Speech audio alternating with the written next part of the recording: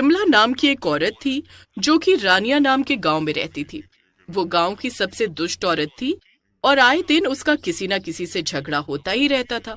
एक दिन सभी गांव वालों ने मिलकर ये फैसला किया कि वो पंचायत में विमला की हरकतों के बारे में बात करेंगे। बताओ, क्या कहना चाहते हो तुम सभी? क्या दिक्कत है तुम्हें विमला से? दिक्कत? अरे दिक्कत ही दिक्कत है हम सबको इस विमला से। आए दिन ये औरत लोगों से झगड़ती रहती है। किसी का जानवर इसके घर के आसपास भी भटक जाए तो उसे मार मार के भगा देती है। लोगों के बच्चों के ऊपर चिल्लाती है और उन्हें डराती भी है। यही नहीं, परसों जब मेरी बेटी ने इसके घर से एक फूल क्या तोड़ लिया, इसने उसे भी मार मार कर भगा दिया। हाँ, मैंने भी देखा था। वो बेचारी बच्ची कितना रो रही थी इसके डर के मारे। हम सब बस यही चाहते हैं कि आप इसे अभी के अभी गांव से बाहर निकाल दीजिए। बस हमें ये इस गांव में नहीं चाहिए है। हाँ। अरे वाह वाह वाह, ऐसे कैसे निकाल दोगे मुझे गांव से तुम सब?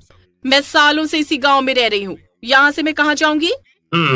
ये सब तो तुम्हें लोगों से झगड़ने से पहले सोचना चाहिए था। अब फैसला हो चुका है, तुम्हें ये गांव छोड़कर जाना ही होगा। सरपंच का भी ऐसा फैसला सुनकर विमला गुस्से से आग बबूला हो जाती है और वहां से उठकर चली जाती है। विमला ने कुछ सामान भी नहीं लिया और तुरंत ही गांव के बाहर चल पड़ी। इन गांव वालों को तो मैं छोड़ूंगी नहीं। इन्होंने मेरा इतना अपमान किया है। अगर मैं इस गांव से ही निकाल दी गई तो मेरे जीने का वैसे भी कोई मतलब नहीं। लेकिन हाँ, मैं यूं ही नहीं मरूंगी। मैं तो मरने के बाद भी इन सबका जीना हराम कर दूंगी। इतना कहकर विमला गांव की पानी की टंकी के पास गई। इस टंकी से पूरे गांव के घरों में पानी जाता था। फिर क्या था, विमला ने ना आव देखा ना ताव और टंकी में छलांग लगा दी। टंकी में पानी काफी गहरा था और उसमें डूबने से विमला की मौत हो गई। मरने के बाद विमला चुड़ैल बन गई और उसी टंकी में बैठ गई। अब इस गांव के एक एक इंसान का मैं पानी पीना तक मुश्किल कर दूंगी। बड़े आए मुझे गांव से निकालना चाहते थे ना, अब देखती हूँ कैसे मुझसे पीछा छुड़ा पाएंगे। अगले ही दिन से पूरे गांव में हाहाकार मच गया क्योंकि किसी के भी घर में पानी नहीं आ रहा था। लोग भागे भागे सरपंच के पास गए। सरपंच जी, सवेरे से पूरे गांव में किसी के भी घर में पानी नहीं आ रहा है। सब लोग पानी के बिना बहुत परेशान हैं। जानवर भी प्यास से तड़प रहे हैं। लोगों के छोटे छोटे बच्चे भी प्यासे हैं। अरे, ऐसा कैसे हो सकता है? चलो अभी चलकर पानी की टंकी को देखते हैं, शायद वहाँ पे कुछ गड़बड़ हुई हो। फिर गांव के कुछ लोग सरपंच के साथ पानी की टंकी के पास जाते हैं और एक आदमी ऊपर चढ़कर टंकी का दरवाजा खोलता है। दरवाजा खोलते ही आदमी जोर से चिल्ला पड़ता है। वो आदमी भागता हुआ नीचे आता है। अरे क्या हो गया?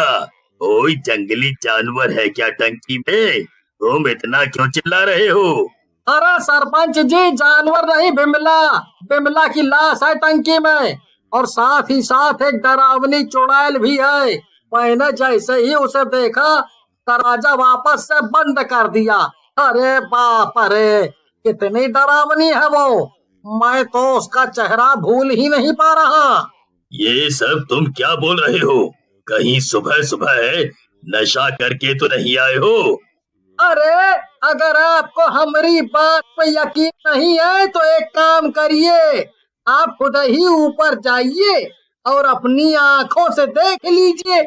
सरपंच डरते डरते ऊपर जाता है और टंकी का दरवाजा खोलता है। अंदर सच में विमला चुड़ैल थी। उसे देखकर सरपंच की हालत खराब हो जाती है। अरे वाह सरपंच, बड़ी हिम्मत है तुझ में तो। मुझसे मिलने तू खुद जो यहाँ चला आया।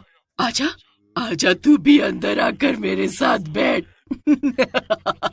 इससे पहले सरपंच कुछ बोल पाता, चुड़ैल सरपंच की गर्दन पकड़कर उसे टंकी में खींच लेती है और मार देती है। सभी लोग ये नजारा देखकर बहुत डर जाते हैं और वापस गांव की तरफ भाग जाते हैं। गांव में ये सब सुनकर खौफ का माहौल फैल जाता है। अरे अरे, ये विमला अपनी हरकतों से बाज नहीं आई। पहले जीते जी हमारे लिए मुसीबत बनी हुई थी और अब मरने के बाद भी हमें परेशान कर रही है। अरे तो क्या हम उससे डर कर बैठे रहें? और आखिर ये सब कब तक चलेगा? बिना पानी के तो हम सब के सब मारे जाएंगे। हमें कुछ न कुछ तो करना ही होगा, और वो भी जल्द से जल्द। मुझे एक बात का तो पूरा यकीन है कि अगर हम उस विमला की लाश को टंकी से बाहर निकाल कर जला दें तो उसकी आत्मा को शांति मिल जाएगी, क्योंकि उसका अंतिम संस्कार नहीं हुआ है और इसीलिए वो चुड़ैल बन गई है। लेकिन मुसीबत तो ये है कि हम लोग ऐसा करेंगे कैसे? गांव के सभी लोग सोच में पड़ जाते हैं।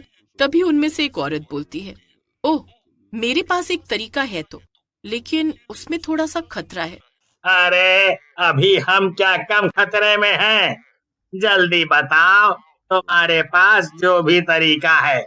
दरअसल मैं विमला के घर के बगल में रहती थी और मैं देखती थी कि वो अक्सर एक हीरो की फिल्म देखा करती थी। वो कोई बहुत बड़ा हीरो नहीं है, लेकिन विमला को बड़ा पसंद था। मुझे ऐसा लगता है कि विमला उस हीरो से मिलने के सपने भी देखती थी। अरे तो हम एक जाल बिछा सकते हैं।